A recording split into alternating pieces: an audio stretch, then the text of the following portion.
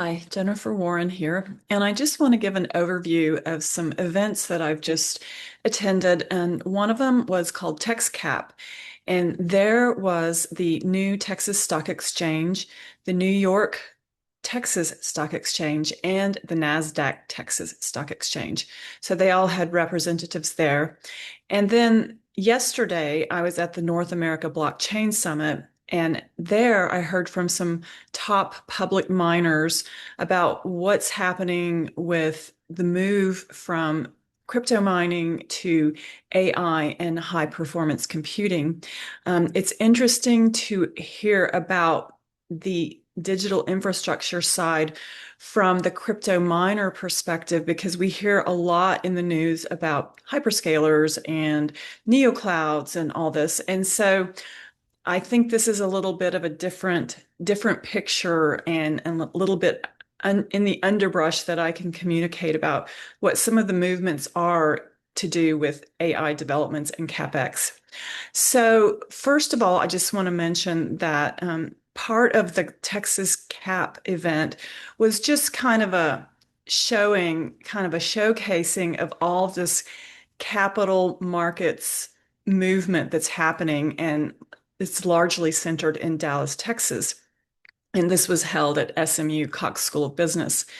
And during the presentation, there was a Fed economist, senior vice president of the Dallas Fed, and she kind of gave an outlook and an overview of what's going on in the macro economy. And just something I want to point out as I tee up what I'm about to talk about is that GDP growth in the second quarter was 1.6%, or actually for this whole first half of 2025. And of that, 1.1% of GDP growth is attributed to AI capex, AI related capex, all the money you're hearing about being spent by hyperscalers. And these numbers are anywhere from like 300 billion a year up to nearly 500 billion a year from 2024 to 2026 from all of what I have culled and written about in the last year plus, and what I have coming out in the next few weeks at the end of October and then something in December. So I've been looking at, what the numbers are, and everything I'm seeing now, it's all kind of coalescing around some concrete numbers, and we're seeing how this spend is impacting the economy at large. So that's interesting. And then I'm going to pivot into a little bit more deeper discussion about some of the notable things said by some of the miners to do with trends in the market.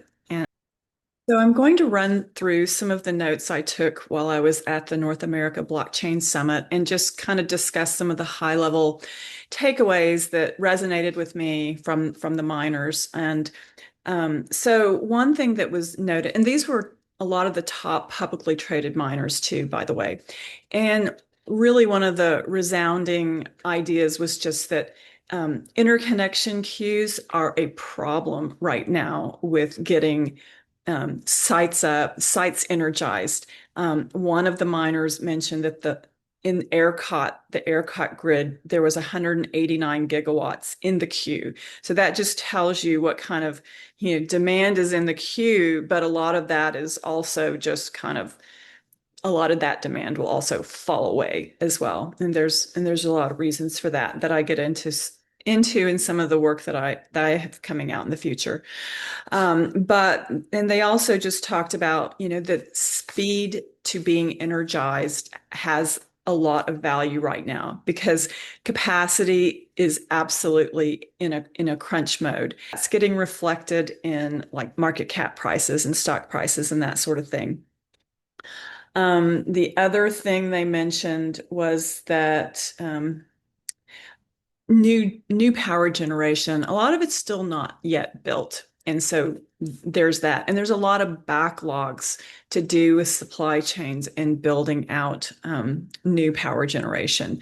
So again, there's just a premium on existing assets and existing sites that can power up quicker. So still the idea of speed to power is very much, appropriate and was noted as well.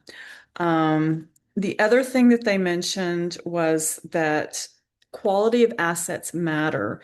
And part of that quality is when power is going to be available, what is the size of the facility, how big is it, how many megawatts, and then that there is a tenant that fulfills the lease. And obviously you want a credit-worthy tenant. They also noted that behind the meter is expensive and complicated. There's such a big value chain connected to all that, the logistics of it all. And they were just saying that they've not really seen a lot of that. And we hear announcements. We do hear some announcements about behind the meter, and those cases are select. So that's not just happening everywhere. It's in cases.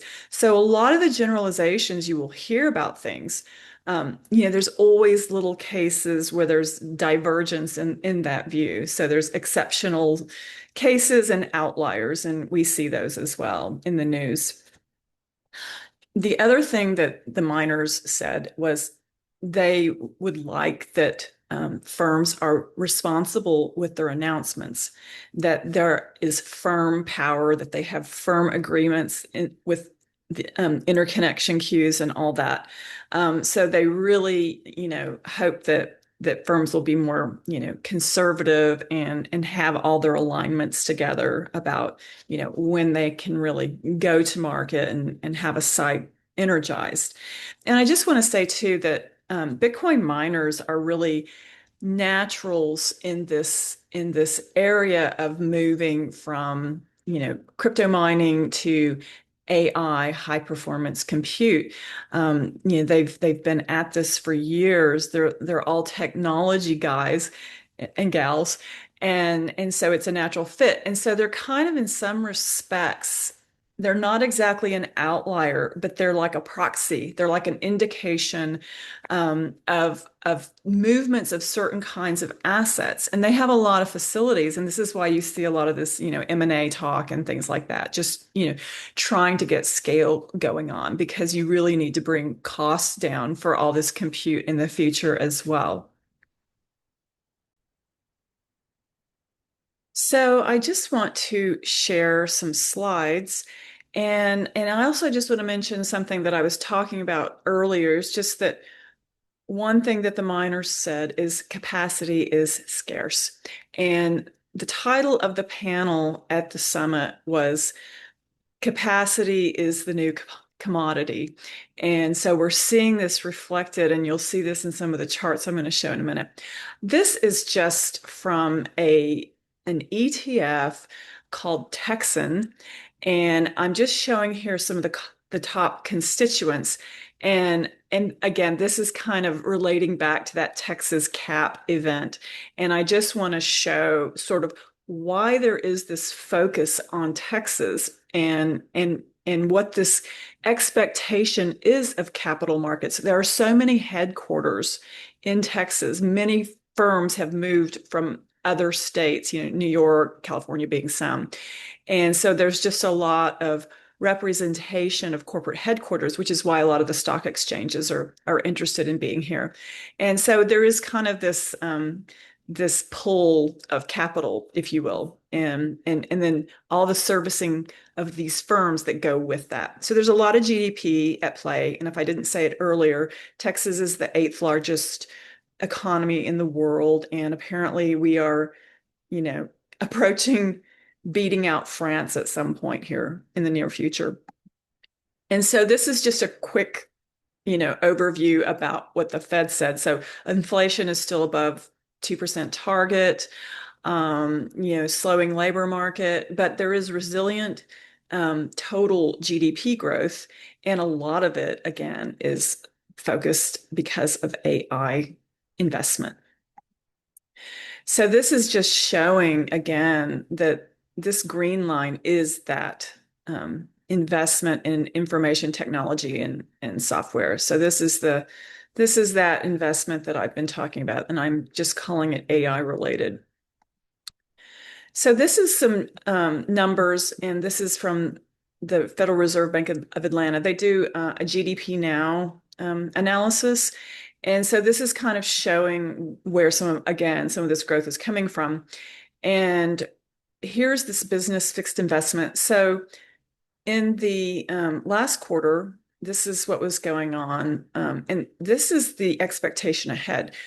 The expectation is that this business fixed investment will decline a little bit in the third quarter. So a lot of it's being pushed through, and that's supposed to change. This is interesting here. This net exports. This blue line is the second quarter 25 net exports, and then this is kind of what the contribution is to the GDP now. Looking at this another way, this is again showing some of the contributions to GDP. And then this is the third quarter estimate, the dark blue line of the third quarter. And so this is consumption, 2.2%. So the consumer is still expected to be kind of going strong. They were a little less strong in the first half. Tariffs were a concern. It shows up. It'll show up in another chart I'll show you. This is this business fixed investment. And this is the first half, again, of 2025, 1.1% contribution to GDP, largely related to AI expenditures, AI infrastructure, all that. And then next quarter, it's down. It's a little bit, it's kind of slowed down.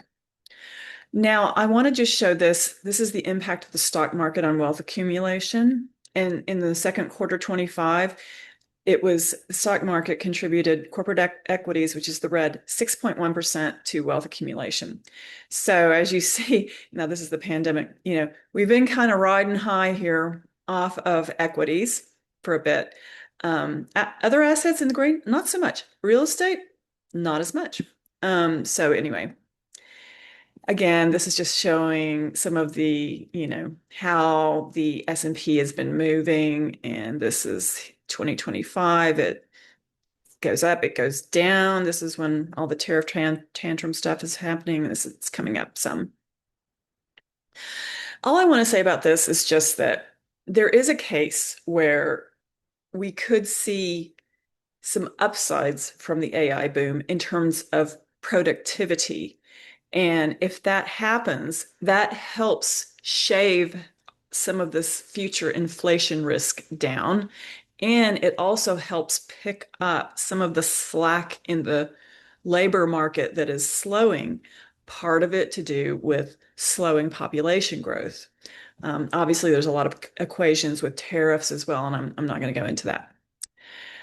Lastly, I just want to show this because it reflects some of the miners that I listened to, and I just put this is a kind of a more of a networking chips ETF SPEAR, and it's this one. So this BKCH and DAPP and BitQ, they both are weighted more towards the crypto miners, the publicly traded crypto miners. This in particular also has like a big real estate component. So it has the digital realties, but it includes some of this digital infrastructure play. So there is some representation of some of the top miners as well. What's interesting is, it's kind of just cooking along here, and then it starts taking off. So again, I think this is a reflection partly of, digital assets really, in the news and having a lot of tailwinds behind them.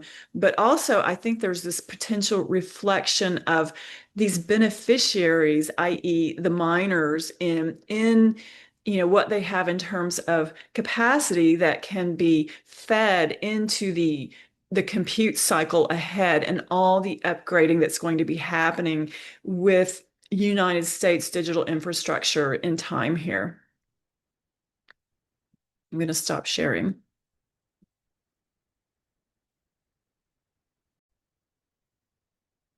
So some of what I just talked about, I'm going to write it up in a Seeking Alpha article, kind of as a research note, and I will probably maybe mention who some of the names were that I heard from.